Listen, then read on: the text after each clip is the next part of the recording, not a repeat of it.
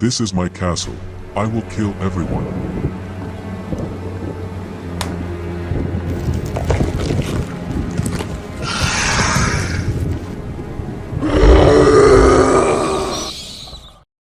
I will draw blood from all of you.